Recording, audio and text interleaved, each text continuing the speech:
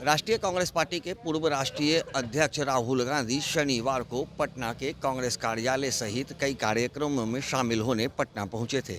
इस दौरान राहुल गांधी ने संविधान और जातीय जनगणना को लेकर के बड़ा सवाल केंद्र व राज्य सरकार पर खड़े किए थे, जिसके बाद से बिहार में सियासत तेज है। हालांकि राहुल गांधी के जाने के बाद रविवार को बिहार कांग्रेस कार्यालय में प्रदेश अध्यक्ष अखिलेश सिंह के द्वारा एक प्रेस वार्ता की गई और इस प्रेस वार्ता के दौरान राहुल गांधी के द्वारा बोले गए जातीय जनगणना के सवाल पर बचाव करते हुए उन्होंने बहुत कुछ कहा और कहा है कि जब हमारी सरकार थी तो जातीय जनगणना कराने का उद्देश्य कुछ और था, लेकिन अब जब राहुल गांधी इस बयान को दे रहे हैं तो उनकी बोलने के विचार कुछ अलग हैं और उस पूरे जातीय जनगणना को धरातल पर कैसे लाया जाए उस मुद्दे को लेकर के राहुल गांधी ने यह बयान दिया है।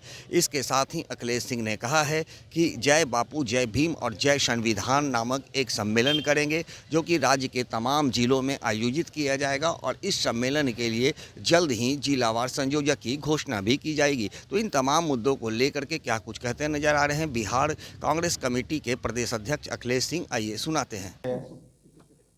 उसमें कोई किसी को कोई रोक सकता है? आपत्तिजनक टिप्पणी भी कर रहे थे। नहीं, वो आप सुने होगा, मैं तो सुना नहीं। और अगर जो कर रहे थे तो ठीक है, राहुल गांधी जी को सुनवा दीजिए जाके। ये जय बापू जय भीम अब शुरू करने जा रहे हैं कि पहले चल रहा है?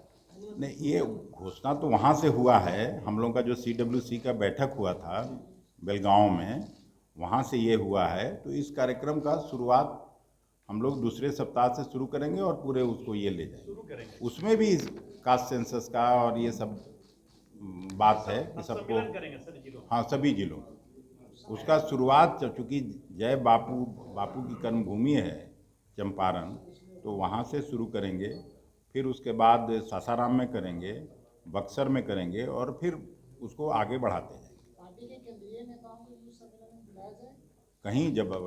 कहीं कहीं बुलाएंगे। एक और सवाल है, कल जो आपने कहा कि हम 90 के पहले वाला कांग्रेस लाएंगे, तो क्या कोई रोड मैप तैयार किए हैं क्या?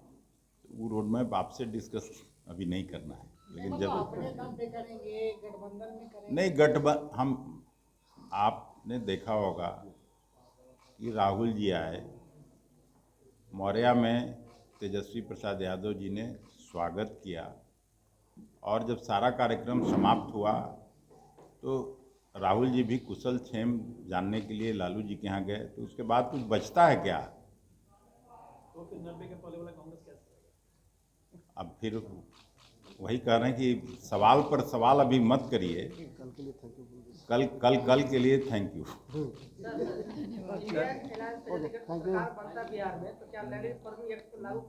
क्या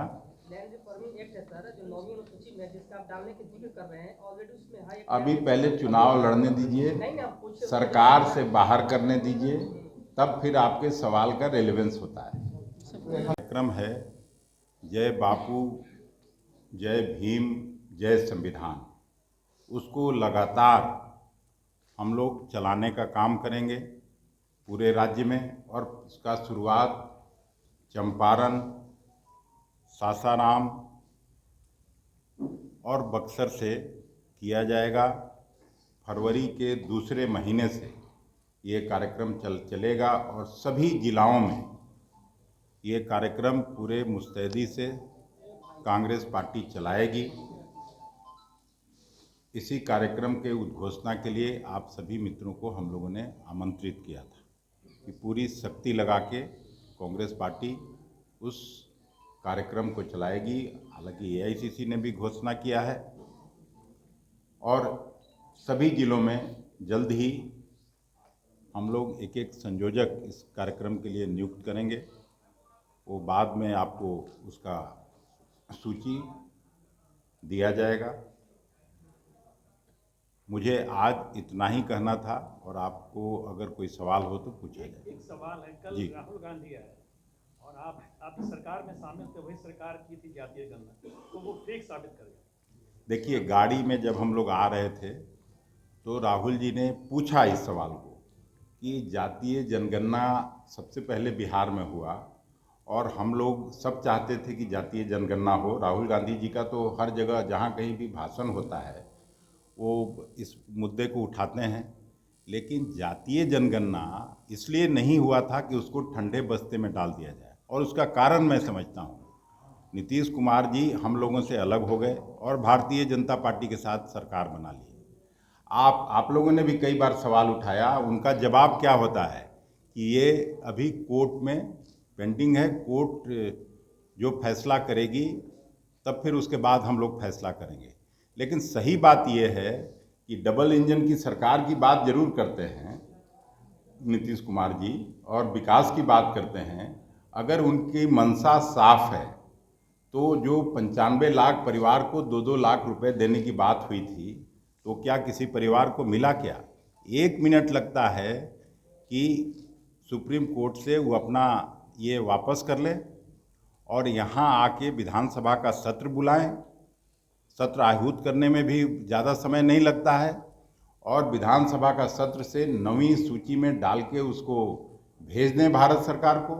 9वीं सूची में जैसे ही हो जाएगा तो इसका मार्ग प्रशस्त हो जाएगा, क्योंकि जनगणना का मतलब केवल ये नहीं था कि आरक्षण के दायरे को बढ़ाने की बात हुई थी, जो यहाँ हाई कोर्ट ने खारिज किया था। तो इसमें नीतीश कुमार जी की सरकार को क्या लगता है? भारतीय जनता पार्टी के दबाव में नीतीश जी ये काम नहीं कर पा रहे हैं और यही उन आदरणीय राहुल जी के बोलने का मकसद था, कोई दूसरा मकसद नहीं था। नीतीश जी भाजपा पर दबाव नहीं बना पा रहे। अरे दबाव बनाते तो यही तो बिहार सरकार ही तो सुप्रीम कोर्ट गई है, तो वहाँ से ये अपना एप्लीकेशन वापस करके और 9वीं सूची में जैसे ही डल जाएगी तो जो उद्देश्य था उस जनगणना का वो पूरा हो जाता। यही राहुल गांधी जी कह रहे थे। हम लोगों की सरकार ने भी तेलंगाना में किया है, वहाँ तो कोई प्रॉब्लम नहीं हो रहा है, जो घोषणा हुआ था उसके अनुसार हो रहा है। कर्नाटक में कांग्रेस की सरकार कर रही है और आप देखिएगा वहाँ भी सख्ती से वो लागू होगा। तो उसको गलत दिशा में नहीं जाना चाहिए, यही उनके कहने का मतलब था और मतलब साफ था। नवीं अनुसूची में तो डालना केंद्र सरकार को, इनको तो डालना नहीं। तो नवीं केंद्र सरकार किसकी है? उसमें नीतीश जी शामिल नहीं है क्या? मैं सुन रहा था, ललन जी बड़े आदमी हैं, भारत सरकार के मंत्री हैं, संजय झा जी भी बड़े आदमी हैं, बड़े नेता हैं, उनका भी मैं सुन रहा था टीवी पर। तो जब डबल इंजन की सरकार है तो आप सुप्रीम कोर्ट से वापस करके यहाँ से विधानसभा का सत्र बुला के पारित करिए और भारत सरकार से क्लियर कराइए। यही तो कांग्रेस पार्टी चाहती है। और विजय चौधरी कह रहे हैं कि जिस सरकार में कांग्रेस शामिल रही उस रिपोर्ट को आप फर्जी बता। तो उस सरकार नहीं तो ये जनगणना ठंडे बस्ते में डालने के लिए किया था क्या कांग्रेस पार्टी ने और आरजेडी ने उनका साथ दिया था? उसका जो मकसद है वो पूरा होना चाहिए। नहीं तो मैं अब साफ तौर पर आपको कह रहा हूँ कि बिहार प्रदेश कांग्रेस कमेटी भी इसके लिए आंदोलन करेगी। अगर आप 9वीं ये में नहीं डालते हैं शेड्यूल में, तो हम लोग ठंडे बास्ते में डालने के लिए और 2 दिन में अखबार की सुर्खियां बटोरने के लिए अगर सरकार करती है तो उसका कोई मायने नहीं रह जाता है। यही राहुल गांधी जी के बोलने का मतलब था। तो जैसा कि आपने सुना, अखिलेश सिंह ने साफ तौर पे कहा है कि अब हमारा सम्मेलन राज्य स्तरीय रूप से चलेगा और लगातार चलेगा, जो कि राज्य के तमाम जिलों में घूम घूम कर लोगों को जागरूक करेगी, संविधान के बारे में बताएगी, बापू के बारे में बताएगी और अंबेडकर के बारे में बताएगी। इसके साथ ही उन्होंने कहा है कि जातीय जनगणना कराने का उद्देश्य उसका लाभ लोगों तक पहुंचाना था, जबकि केंद्र व राज्य सरकार अब तक उस लाभ को नहीं पहुंचा पा रही है। एक बार फिर से अखिलेश सिंह ने कहा है कि इस मामला को कोर्ट से वापस लेते हुए 9वीं अधिसूची में शामिल करने की भी मांग केंद्र व राज्य सरकार से की है। अब देखना यह है कि जिस तरह से एक बार फिर से जातीय जनगणना पर सवाल खड़े हो रहे हैं, तो अब इसके पलटवार में सत्ताधारी दल क्या कुछ करती है। सहयोगी शशि के साथ ज्ञानेंद्र वर्मा, दर्श न्यूज, पटना।